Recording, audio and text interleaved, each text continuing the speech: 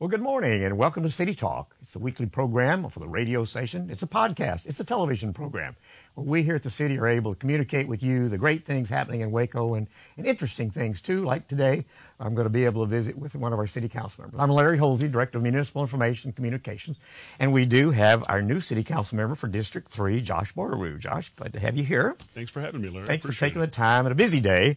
Because just as a reminder, our city council is not paid, so this is a volunteer position, which I think carries a lot of good things about it because it shows that you have a passion for what you're doing. And we're going to find out about Josh Borderud, and we're going to find out. So talk to us right now and tell our audience about who you are, where you came from, where you grew up. Let's don't get into the political part as it may be of the job right now, but tell us about Josh. Sure thing. So I guess one short description of how I was raised was that I'm an Army brat. My parents were both in the military. In fact, they met when they were both in the military. My dad was a Naval Academy graduate. He went on to the Marines and served as an infantry officer. This was kind of right after Vietnam, or as Vietnam was drawing down. My mother was a Navy nurse, and so they were both officers in the Department of the Navy. He was a Marine and she was a Navy nurse. They met in Iceland when they were both stationed there. They married in Camp Lejeune, North Carolina. And then they both got out of the service, and my dad went into the ministry. And soon after he was ordained, he then went back in, re-enlisted, and was commissioned as an Army chaplain in 1988. And I was probably in third grade at that time. And our first duty station was actually Fort Hood, Texas. And so spent 3 years in Killeen ISD, living on post there in Fort Hood. And we had some exposure to Waco. We came up here to go to church a couple times with my dad's denomination. We came up for a Baylor football game, went to the Ranger Museum, went to the zoo. So we had a pretty good experience with Waco living down there. And then from there, my dad was stationed in 2 places in Germany, New Jersey, Colorado, the Netherlands, all kinds of different places, state of Washington.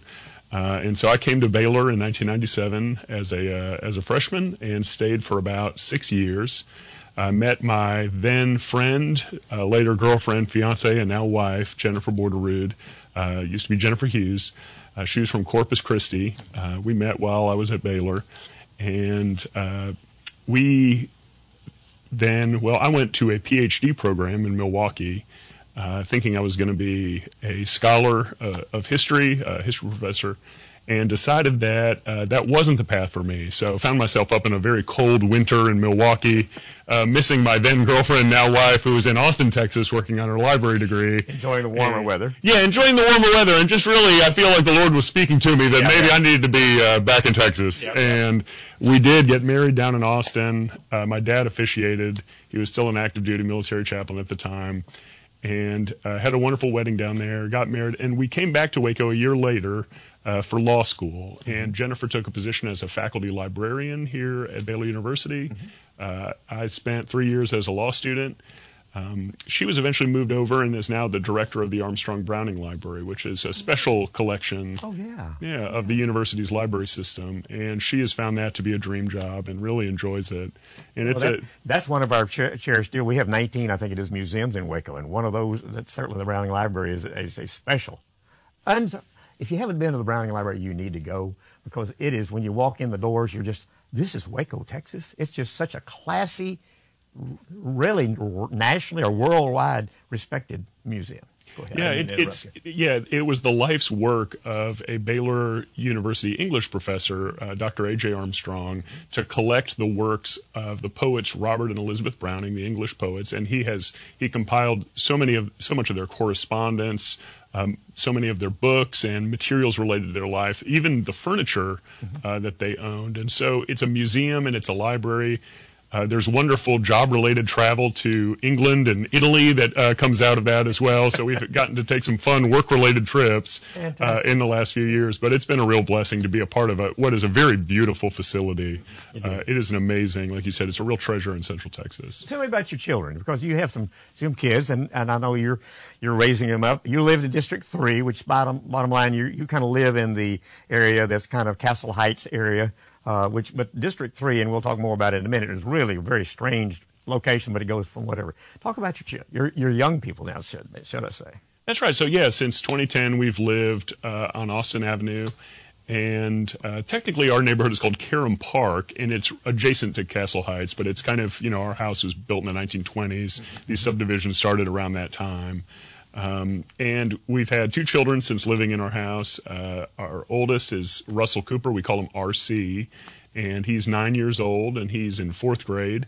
And he's somewhat of a soccer standout. I don't want to brag too much on my son, but he just scored 8 goals this weekend in 4 games. So that is definitely. I'm still beaming with fatherly pride right now.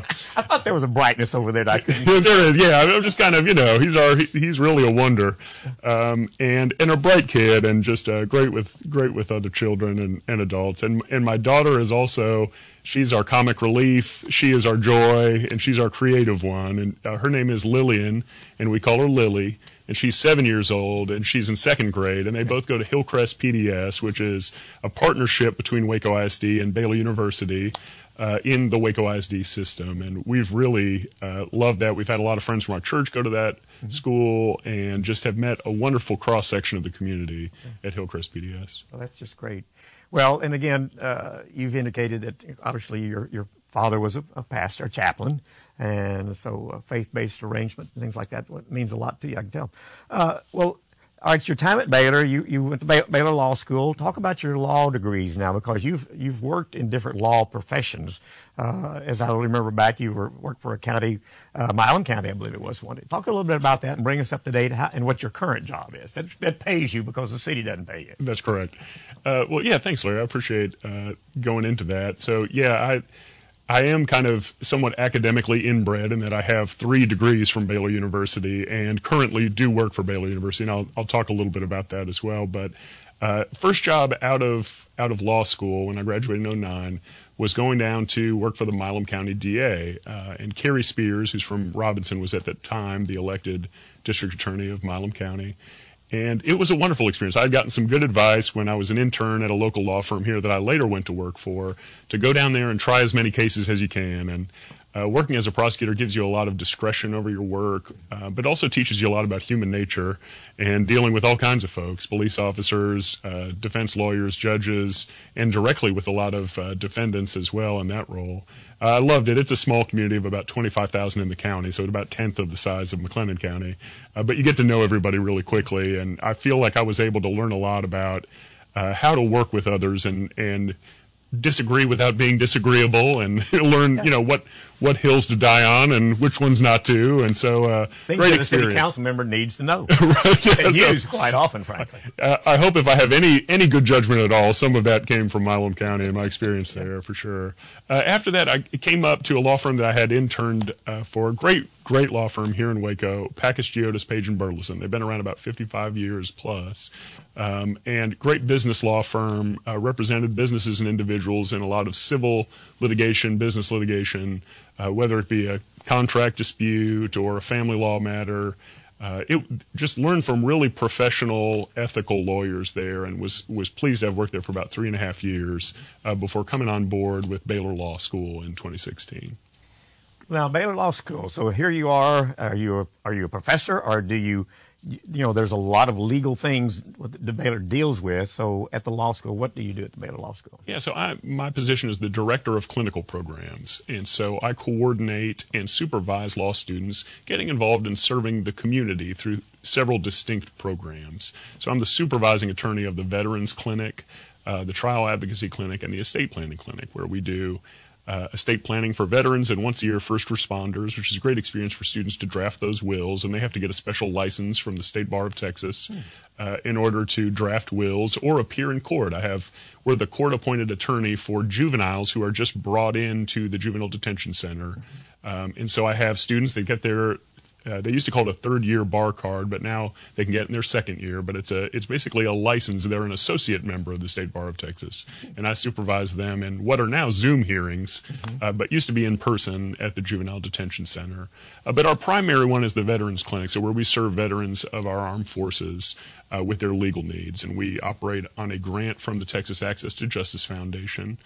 And we serve veterans with things like divorces, I mentioned estate planning, landlord-tenant issues, consumer debt issues, things like that. And that's a great way for students to hone their client counseling skills, learning how to talk with people, talk them through their legal issues, but also appear in court, draft documents, draft a letter on their behalf, all under attorney supervision, but just great experience to get students involved with serving others in a real-world situation. Well, and it's such a natural for you since you have the military background, since you were military brat, as you called yourself, and both mom and dad both through the military. So that's so great because our veterans are so special for us, and that's a service that probably you don't have a jurisdictional. You just anybody that would come to Baylor or ask Baylor for the services. Is that right, or do you have a McLennan County and the adjacent counties, okay. So surrounding counties to McLennan County. So that's where we've kind of drawn the line because we can't help everybody in Dallas or Austin or Houston, but we try to kind of those Central Texas counties.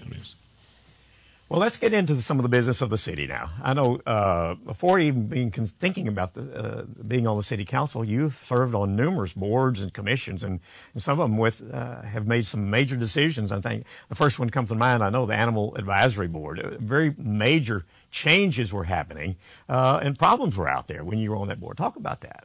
Yeah, so I, like a lot of citizens here in Waco, probably get the Waco water bill in the mail, and you see do you want to serve on boards and commissions? And they used to have a little insert that you could cut out and mail in or fill out online. And I remember having done that a few years, and then John Kennard's first year on the council, he saw my card that I mailed in that I said I was interested in serving, and I told him I was interested in being on the plan or the zoning board, plan commissioner zoning board.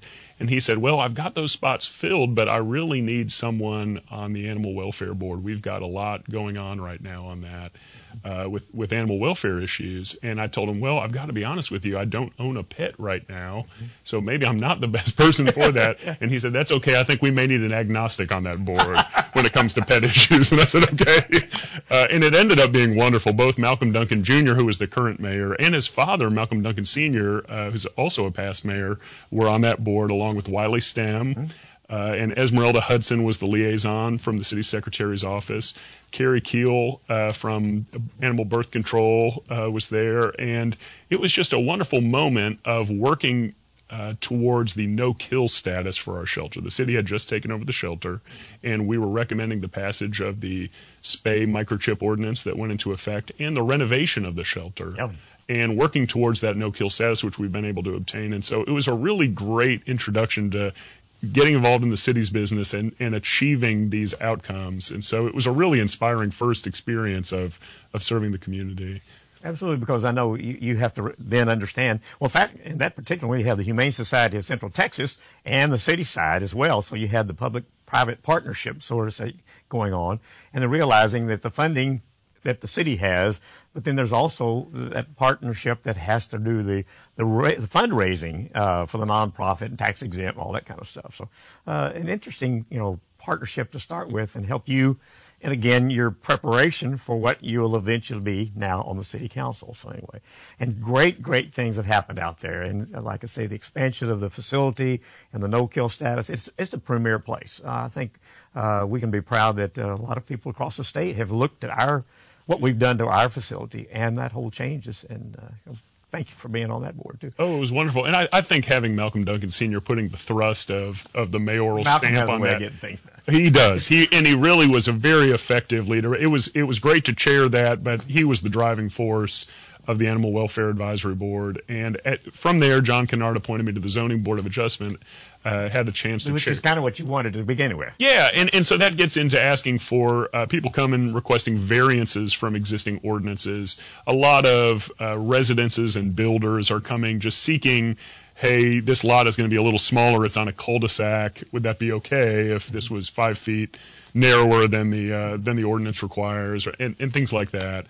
Chaired that, and then went on to the Plan Commission, which I eventually chaired as well, which recommends to City Council almost all of the development that goes on. And so a lot of plats, zoning changes, and a big one recently, short-term rentals, has been taking up a lot of the work of the Plan Commission. It really has. But that was my journey there for 8 years on boards and commission, and it was a really great experience. And I'm grateful to John Kennard for shepherding me along and appointing me to those positions. But it gave me a real hunger for serving the city.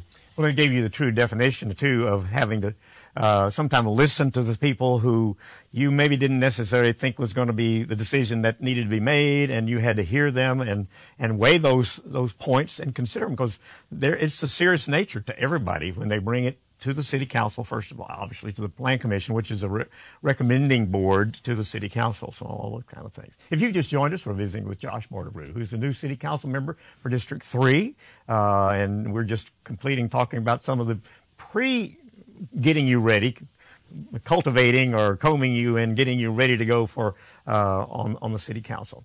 So those two, especially the plan commission, are definitely, because it operates very much like the council does. You have public hearings, you know the rules, the staff makes a recommendation, then you have to make that determination whether or not you follow what the right recommendation is of the city staff, or what, for the good of the overall community. And sometimes those are tough decisions, because you have to make a decision that's right for the overall city, even though it may have sounded like what they were bleeding for was justifiable. But you have to think about, is it fair to all concerned, as it may be? Yeah. That's right, Larry. And I know you've spent some time on the Plan Commission years ago, and those hearings can be difficult, and you have to work through what you think are the most important things. Sometimes someone wants to do something in the community, and the community unanimously says, no, we do not want that, that's you right. know? That's right. And that's a pretty big factor for the Plan Commission. On other times, there is a lot of opposition to something, but it's the right thing to do, and you've got to go with the right thing to do in spite of that opposition, And so,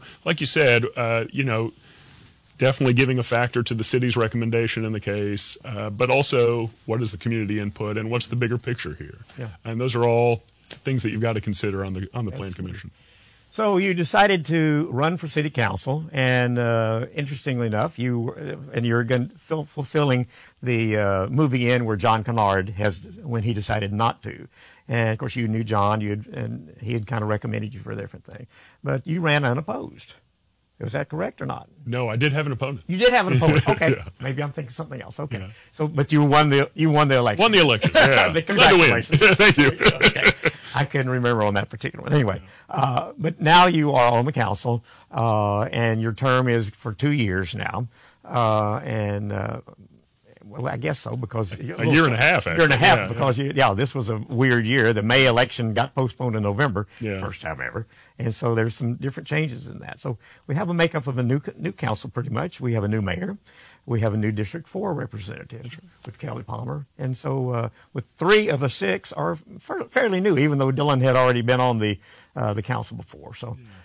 What do you see when you're going in now as a member of the city council, kind of the ultimate city responsible leadership role?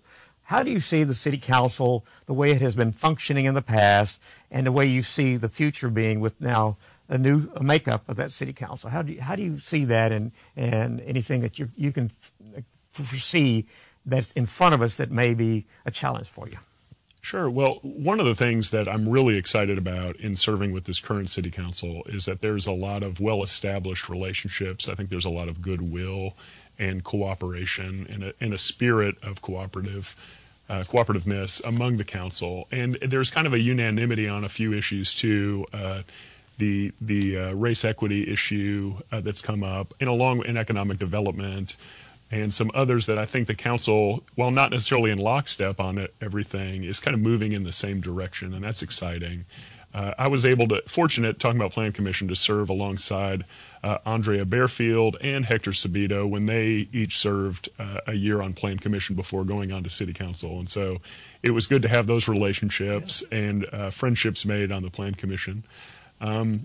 Kelly Palmer, as I've learned, is also a fellow military brat. I think her father was in the Air Force, and we only live about 1.5 blocks away from each other. Okay. And the same for Dylan. We all live within about a square mile of each other. But in different council districts. Yeah. So, we're just 30th Street is the line between our two houses.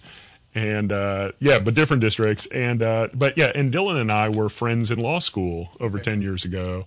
And we're actually randomly assigned to share our notes and study together, from the law school administration, which was just a random thing. And now here we are, he's the mayor and I'm on city council and we're in the same neighborhood. And it's an interesting small world, you know? It is. But yeah, so I mean, the short answer to that, and of course, Jim Holmes is a wonderful councilman and has given me good advice and counsel, and I really look to him for his expertise, especially in the banking and finance world. He really has a lot to share and contribute. So I'm looking forward. The composition of the council is just a wonderful group of people, and I hope to contribute a small verse in my time and to be able to continue to help move us in the right direction. Well, I'm glad you said that because, again, I that's what I was thinking. I wanted you to express it from a inner council, but I see that as well with Kelly being in the social world and her background there. So, and Andrea is the same way for that matter. So, a lot of great variety of professionalism, but uniqueness and being able to represent it. This is the thing I've loved about being a city staff person, first of all, but seeing how the council gets along so well because you are representing your individual district, but you're also representing the overall city. And you're able to listen to the needs and the cares of a particular district, but realize the overall difficultness, but making it work harmoniously as one united city.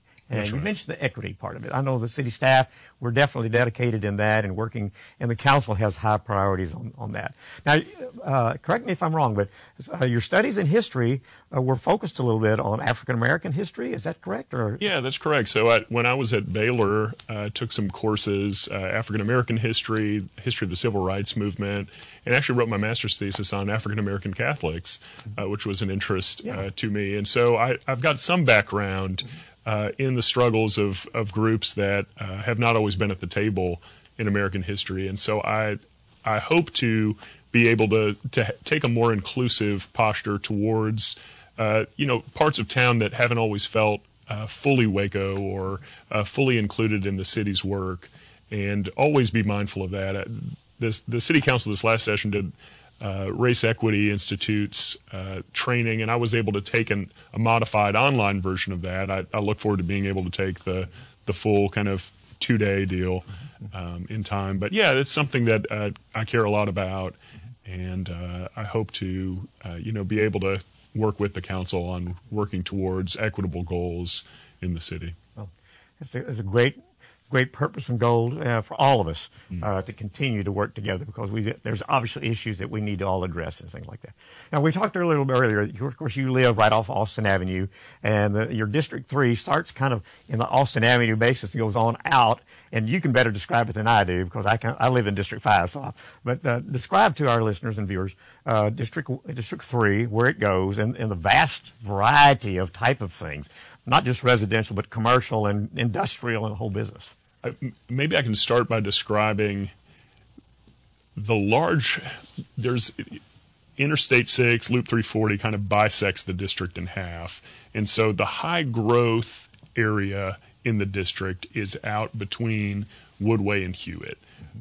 That is definitely where a lot of new residential construction is being built, and includes the industrial sector, industrial park, where we're seeing a lot, including Amazon would be in District 3, and some other new economic development investments that are coming in that are exciting as well.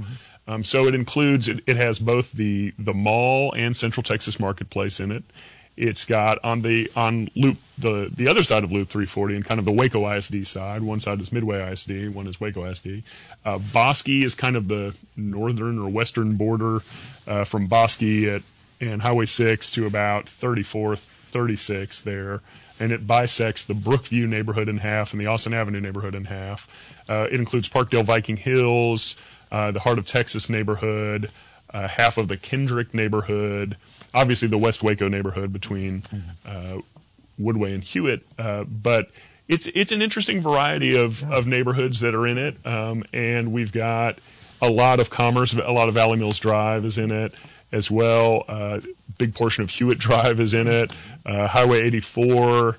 And so it's a very commercial district with a high growth residential sector out in West Waco. Well, with all your background with the Plan Commission, you've been involved with a lot of those kind of decisions and rezoning and from commercial to or from manufacturing and industrial, all those different things. So you have a great understanding of that.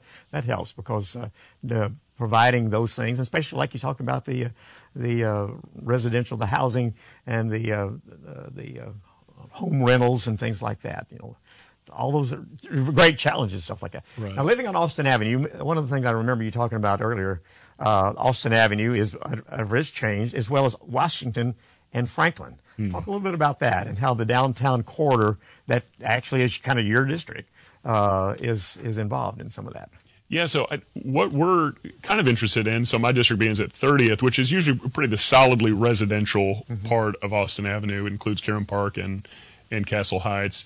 With the conversions of Washington and Franklin two-way, it'll be interesting to see. Right now, we currently have motorists going a little too fast on Austin Avenue for sure. And my son and I play football out in the front yard, throwing the football around, and we see folks, on a 30-mile-an-hour road, often going 45, 50 on that road. Some of them are test driving their cars from the lots on Franklin, but others are just, they're commuting this way or that, or using us as a through street or an arterial where it really shouldn't be that way. And so the city manager is doing a traffic study. They've just initiated a traffic calming study for Austin Avenue that I think our neighborhood is interested in, because we want to be as quiet a neighborhood as we can and as less of a thoroughfare as possible. Now, I really agree with converting Washington and Franklin to two-way. I think it'll be great for our local businesses to slow folks down, and also an easier way to get in and out of downtown. I think that'll be good for folks who are both commuters and for our local downtown merchants and business owners.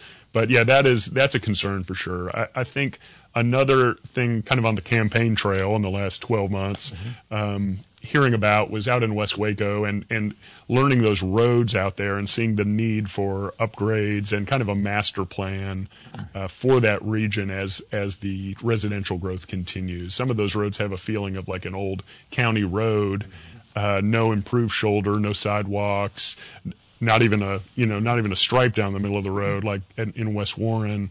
Or Old McGregor, which is a county road, but is in the heart of kind of the Woodway, Waco area there. So there's definitely needs for continued infrastructure upgrades. It's not to say the city's been asleep at the wheel on this at all. It's just a matter of trying to play catch up to all to the growth. You have to be aggressive in that and planning ahead, and that's what's so good about what we've done, I think. But we can't let the good that we've done before fall behind again, because all the planning in the industrial district, and being ready, boots on the ground type of thing for corporations to come in and say, we're ready to move forward, and you already have the water and the main infrastructure in place. All they have to do is build their building and move on. So that's right. And a lot of people are not able to do that. So our industrial district is certainly in that area. So, well, you mentioned about the Austin Avenue, the whole Castle Heights, Karam area.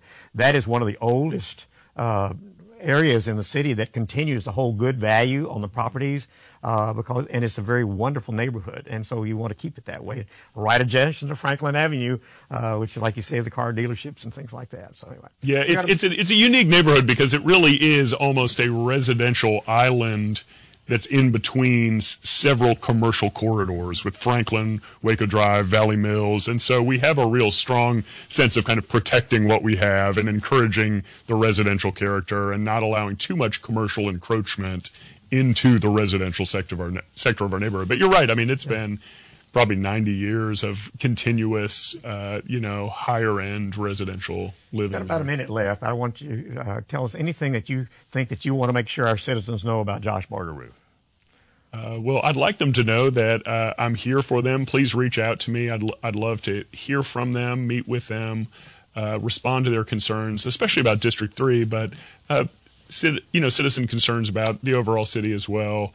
I would like to return phone calls and emails as I receive them, and be open and honest with the constituents. I'm here to serve.